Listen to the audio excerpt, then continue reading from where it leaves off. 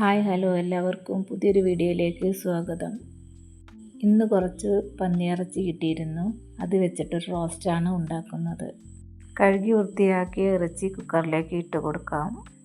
ഇതിലേക്ക് ചെറിയ ഉള്ളി, മഞ്ഞൾപ്പൊടി, ഇഞ്ചി, വെളുത്തുള്ളി ചതച്ചത്, ആവശ്യത്തിന് ഉപ്പ്, വെള്ളവും ചേർത്ത് വേവിച്ചെടുക്കാം. Cooker 4-5 whistle അടിച്ചോട്ടെ. വീഡിയോ ഇഷ്ടപ്പെട്ടാൽ എല്ലാവരും സബ്സ്ക്രൈബ് ചെയ്യാനും ലൈക്ക് ചെയ്യാനും മറക്കരുത്. ഇത് വെന്ത് വരുമ്പോഴത്തേക്കും മസാലകളെല്ലാം തയ്യാറാക്കാം. ചട്ടി ചൂടായതിനു ശേഷം അതിലേക്ക് ആവശ്യത്തിന് വെളിച്ചെണ്ണ ഒഴിച്ചു കൊടുക്കാം. ഇതിലേക്ക് കുറച്ച് പെരിഞ്ജീരകവും സവാളയും ചേർത്ത് നല്ലോണം വഴറ്റിയെടുക്കാം.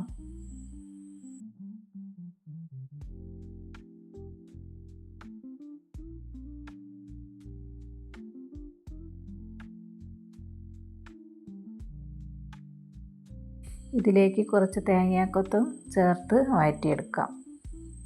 ഉള്ളി ഒന്ന് വഴണ്ടി വരുമ്പോൾ അതിലേക്ക് ഇഞ്ചി, വെളുത്തുള്ളി ചതച്ചതും ചേർത്ത് കൊടുക്കാം.